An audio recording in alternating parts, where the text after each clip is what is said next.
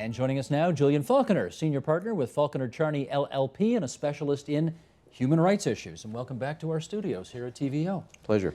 I'm going to start by just reviewing the Supreme Court ruling from December of last year on the defense of public interest. Responsible communication will apply where? Here we go. The publication is on a matter of public interest, and the publisher was diligent in trying to verify the allegation, having regard to seriousness of allegation, public importance, urgency of the matter, status and reliability of the source, plaintiff's side was sought and accurately reported, inclusion of the defamatory statement was justifiable, defamatory statement's public interest lay in the fact that it was made rather than its truth, and any other relevant circumstances. Now, all of these conditions apparently emanated from a case called Grant versus the Toronto Star.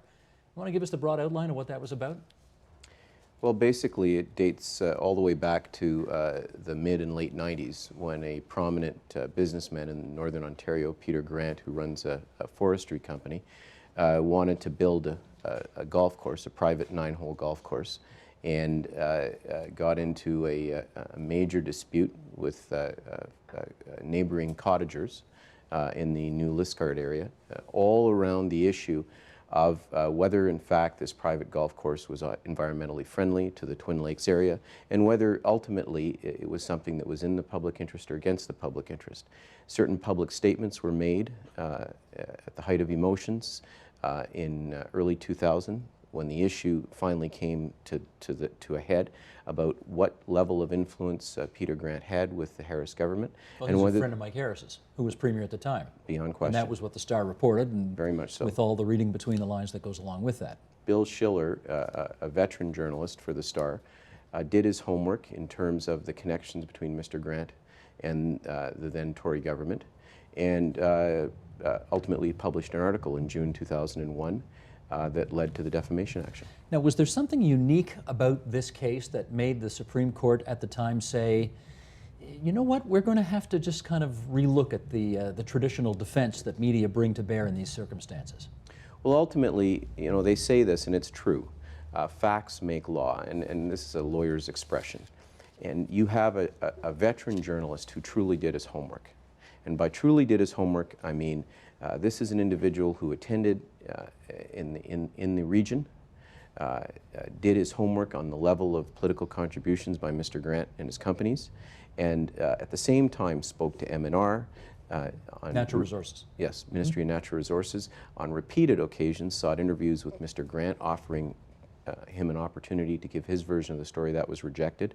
And the court found, the higher court found, that he'd done a great deal to get the story right. Ultimately, he publishes a story which is slanted in favor of the suggestion that there may well be a form of potential political influence. And he lost that first round, right? He certainly did. The Star had to pay approximately $1.5 million in damages was awarded by the jury, almost $1 million in punitive damages. But the real issue that was left by the lawyer for the defendants, the lawyer for the Toronto Star and for Schiller, the issue that he raised with the judge that was ultimately narrowed and or rejected, frankly, was the question of whether, in addition to the standard defenses, should there be another defense, a defense of responsible communication in the public interest. And the court said yes. Well, the lower court said no. The Supreme Court of Canada yes. Just last December, in December 2009, said yes. And that changed libel law, as we know it, dating all the way back to the 19th century. That is, there has not, since certainly the 19th century or potentially before, there has not been an addition of an actual defense to libel law. So that's a real change. Well, okay, now, so you say, but now we got to see how the rubber actually hits the road as journalists go and do their business. What do you think the impact is going to be, you know, in reality, as journalists try to tell the kinds of stories they want to tell? Well, the first point is it's the significance of this defense is that it's not restricted to journalists. The court goes out of its way to point out that this is not a journalist exemption or a journalist defense. This is a defense for anyone who's responsibly communicating in the public interest. So it could be bloggers. That's very much so, and in fact the Supreme Court of Canada speaks to the age of online media. And secondly, it could be human rights lawyers who are speaking to an issue they consider from their client's perspective and the public interest perspective that may involve policing. I'm getting self-serving, but what I'm saying is that many of us who debate matters in the public interest look at this judgment as a new development. For the journalist, in my opinion, the most interesting development is what it may not lead to.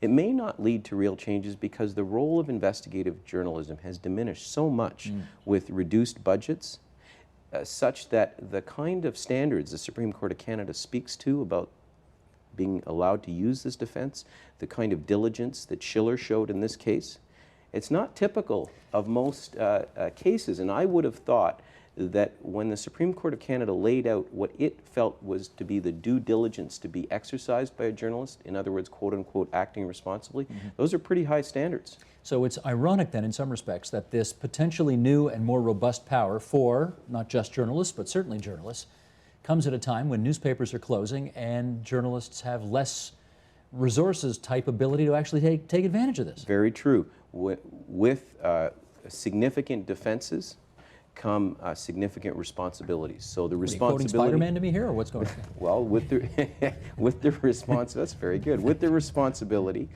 comes the idea that if you're going to use this defense, and by the way, all the other defenses, defense of truth, qualified privilege, fair comment, these things are still available. But this new defense, if you're going to use it, you better be able to show you did your homework. And that's the problem. The resources generally aren't in play to have these robust investigative journalists such as you see on Spider-Man. Yeah, here's where I go, yes, but. Yes, but this may be a new development in Canada. It still, I think it's fair to say, pales in comparison to the kind of prowess that American journalists can bring to bear down there, and the standard is completely different. We're now in the 21st century and are catching up to kind of privileges, powers, responsibilities, and so on that American journalists have had for 200 years. Why? Well, first of all, it's important that the development of the law, there was a case called Sullivan that was ultimately interpreted in the 60s, that in 1960s, that allowed for the notion of public figures to really be fodder for journalists, as long as the journalists could prove they weren't exhibiting bad faith. That meant reckless disregard for the truth, I think. That's right. Malice of any kind was where the rubber met the road. But the bottom line is public figures had simply no opportunity to launch lawsuits unless they could prove that reckless disregard for the truth.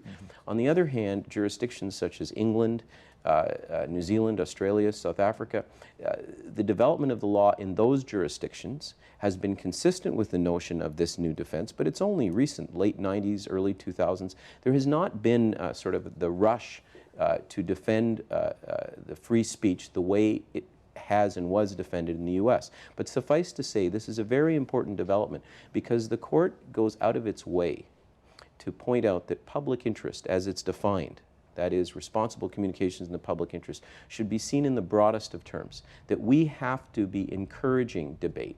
We have to be encouraging discussions that are meant to bring both sides to bear, and that we expect incisive commentary and we expect provocative commentary. And it's to be public, and people are to feel free to report, not the truth of the statement, but that the statement was made, as it was in this case. Dr. Laurie Clark, the English professor from Trent, who had a cottage there, makes this provocative statement. Now we can report on the fact that that statement was made. And it really comes down to this. If we as a society recognize, as the 9 judges in the Supreme Court of Canada did, how important it is to have these public debates about issues of public interest, even if everything that is said is not true, then what we're doing is we're advancing free speech while recognizing at the same time there are reputational interests that still remain sacred.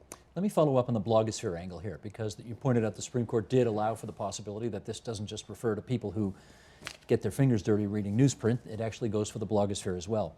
The blogosphere, I don't want to paint it all with one brush, but it's not best known for its, fair and impartial journalism. It's known for its kind of being out there and, Wild West kind of attitude.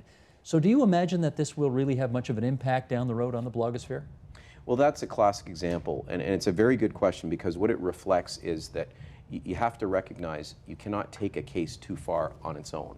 The case law develops, the quote-unquote common law develops. So today we have the development of a defense. How will that defense and the notion of due diligence by bloggers get reconciled That hasn't been decided yet. The courts recognized that bloggers who engage in responsible communications in the public interest may well be able to avail themselves of this defense. But you and I will agree that Bill Schiller, veteran star journalist's form of due diligence is going to be measured very differently than a blogger basically prolifically getting words out on a keyboard faster than you and I can speak. So that this is going to take time, and the case law will have to evolve. Having said that, do you think lawyers for media companies are going to be going into court with their chests just a little bit puffier going forward?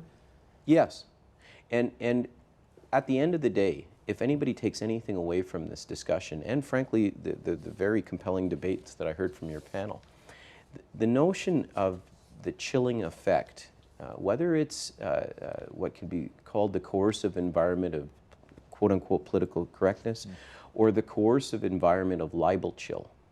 What these discussions are, and what the Supreme Court of Canada is recognizing, is that there is a real ability to actually stifle ideas and debate and discussions.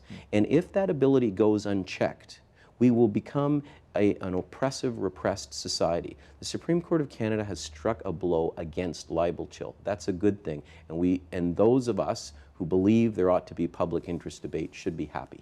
Last couple of minutes here, let me read you something that Ryerson's Jeffrey Dworkin wrote following the Supreme Court decision. He used to run CBC Radio. He knows whereof he speaks. Canadian journalists should not start breaking out the champagne, not just yet. It sounds like a victory for hard-hitting journalism, lessening the libel chill that has been frostier in Canada than in many other English-speaking countries. But while this may appear to be good news in principle, the implications are quite different. I think the ruling must be making media lawyers very nervous. What are the implications that you think he's talking about there? Due diligence. They're scared to heck of it. Meaning because the first thing that occurs when you assert this defense is the question of, was your publication, was your reporting responsible? Now, responsible means you've checked your sources, you've done your homework, you've given both sides ample opportunity to speak. That whole checklist we went over. That's right. You, like Schiller, went all the way to New Liskeard. You did all these things. Now, those of us who have experience with the limitations on journalists in the business understand they don't always comments. do that. Well, they don't have the resources anymore. Investigative journalism has dwindled with the budgets of newspapers. So that defense is there in principle, but it'll be very interesting to see how it plays out. So you think maybe he's right when he says don't break out the champagne glasses just yet? I think those are very wise words from somebody who's got a lot of experience in the industry. Okay, last thing then. How do you see the precedent of this Grant versus Toronto Star case influencing freedom of speech at large over time? It's a very, very important development in the whole notion of libel chill. And that term libel chill, most people don't encounter it. But you have to be there. You have to represent a family where a mother wants to speak out about the conduct of a public authority and how they treated her family or family member. And her lawyer, me, is saying, you've got to be careful because what you say could result in you being on the receiving end of a very well-resourced lawsuit. And so people are afraid to speak publicly, justifiably so. And it's not just about, they are afraid to debate issues. And so what this case stands for is a recognition by the courts that there needs to be a rebalancing, a recalibration of how we look at protecting reputation versus freedom of expression. And what this court has done is struck a blow for freedom of expression. And Julian Falconer, we thank you for coming into TVO tonight to tell us about it. Thank you.